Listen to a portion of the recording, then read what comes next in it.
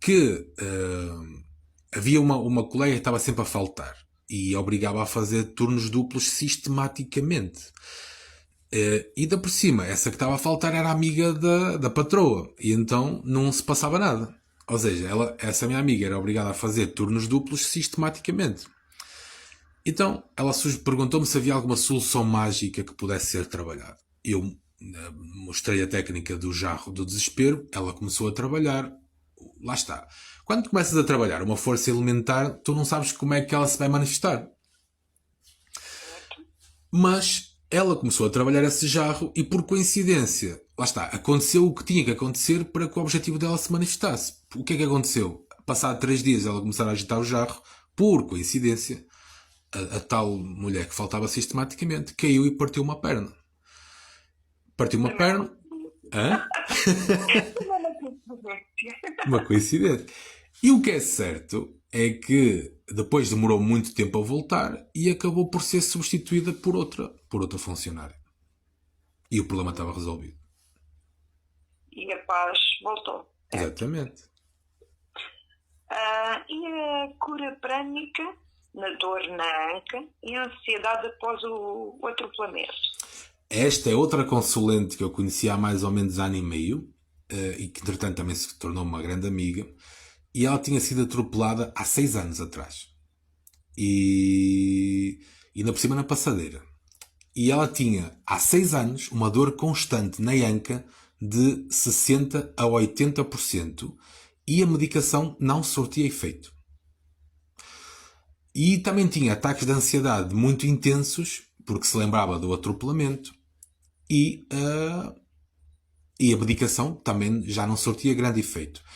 Então eu fiz-lhe uma sessão de cura prânica por videochamada, tanto para a anca como para a ansiedade, e depois, para ela não, como havia a necessidade dela continuar a trabalhar isso durante um mês, para ela não estar sempre a fazer videochamada comigo, eu dei-lhe algumas meditações guiadas que ela deveria fazer e técnicas que ela podia trabalhar por conta própria, e ela trabalhou, e o que é certo é que passado um mês, ela não tinha dores na anca e não tinha ansiedade nenhuma. E ela chegou a fazer vários testemunhos sobre isso, inclusivamente no meu canal de TikTok e YouTube.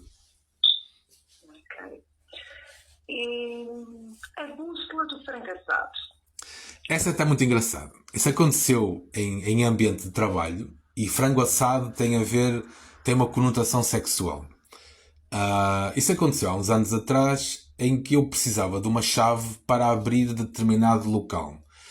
E eu procurei o responsável e o responsável não se encontrava em lado nenhum. Então, lá está. A tua imaginação é um poder divino que existe em ti. Então eu imaginei uma bússola na minha mão e determinei que para onde a bússola apontasse eu deveria ir no sentido de encontrá-lo. A bússola apontava para a esquerda, eu ia para a esquerda. Apontava para a direita, eu ia para a direita. E o que é certo, antes de fazer a cena da bússola, procurei em todo lado e não encontrei. Depois de começar a fazer a tal bússola imaginária, eu encontrei-o. E ele estava tão à vontade que não ia ser descoberto que ele estava até com a porta aberta. Tinha uma empregada da limpeza na posição de frango assado em cima de uma mesa e ele estava a fazer brincadeira com ela, com as calças para baixo. E eu disse, olha, eu preciso da chave para abrir determinado local. E ele, está bem, ele a puxar as calças para cima, está bem, e já vou lá e não sei o quê. Ou seja, foi isso, basicamente.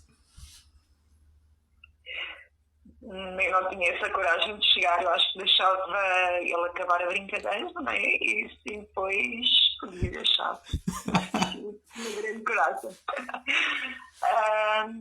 O caso do copo partido. Este caso foi muito interessante para mim.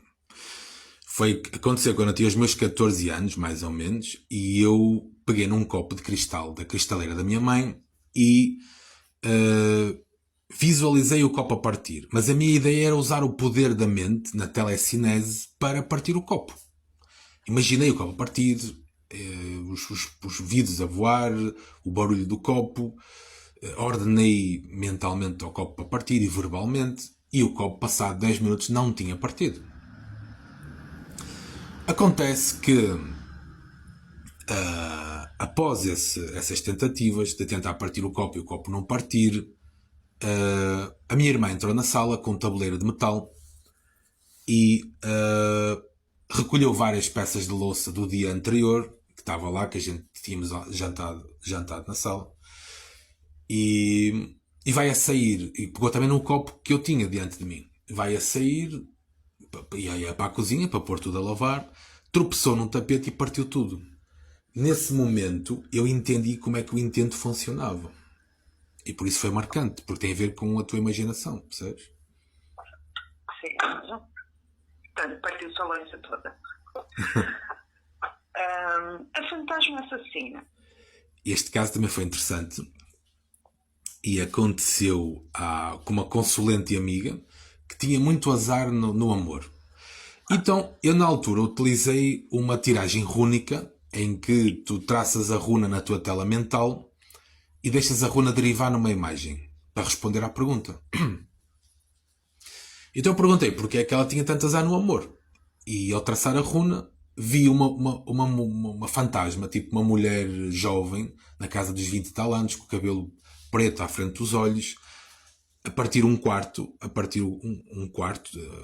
e o que eu descrevi esse quarto, e essa minha amiga disse que era uma descrição perfeita do quarto dela, apesar de eu nunca ter estado no quarto dela.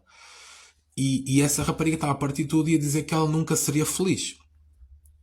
E parecia um fantasma, assim, parecia daquele filme de terror, o The Ring, o Aviso. E eu disse, olha, passa-se isto, e diz ela, olha, isso é muito estranho, porque parece a descrição perfeita de uma rapariga que morreu a tentar matar-me. E eu disse, ui, como assim? Então, aparentemente, essa rapariga achava que essa minha amiga andava com o marido dela. Poderia andar, poderia não andar, não sei. E fez várias cenas de ciúmes. Até que um dia, essa minha amiga trabalhava num shopping do Porto, muito conhecido, e acho que um dos atalhos para esse shopping é pela autoestrada. As pessoas às vezes atravessam na autoestrada para chegar mais rápido ao shopping. E essa rapariga é tão maluca, ia com algum objeto para matá-la, ou era uma pistola, ou era alguma faca, ou caraças, ia tão maluca, ou seja, se ia com um objeto desses, a intenção dela era matá-la, não é? Ainda por cima, depois de várias crises de ciúmes. E foi atropelada por um caminhão, portanto ela não viu o caminhão e morreu. E nos primeiros dias, essa minha amiga via a tal moça aos pés da cama. Ou seja, ela acordava de noite com aquele fantasma aos pés da cama. E ela começou a tomar calmantes e deixou de ver o tal fantasma. Mas a energia continuava lá. A assombração continuava lá. Então eu dei-lhe algumas técnicas rituais que ela poderia trabalhar para dispersar esse fantasma. E ela fez e surtiu efeito, resultou. Certo, porque se também não fossem essas técnicas, vamos dizer que essa rapariga hoje ainda estava a sofrer desse fantasma, não é? Exatamente. Porque os calmantes estavam a conseguir tirar o que ela via. Sim. É muito bom mesmo. Agora vamos falar da mulher que deixou a cadeira de rodas. Este caso foi com a mãe de uma amiga minha que estava numa cadeira de rodas devido a um problema numa perna e numa anca. Acho que era uma artrose. E o que é certo, eu sugeri-lhe um ritual. Que ela devia fazer um ponto riscado, com uns símbolos, com umas ordenações, pôr a fotografia da mãe dela nessa folha e fazer isso durante um mês, ou uns dias, já não me recordo. Isso também está em testemunho isso. E o que é certo é que após aproximadamente um mês dela estar a fazer isso, a mãe dela deixou a cadeira de rodas e neste momento anda. Portanto, já não precisa da cadeira de rodas. Lá está, volto a dizer que estas técnicas não implicam a medicina continua a ser necessária, etc. Coisa e tal.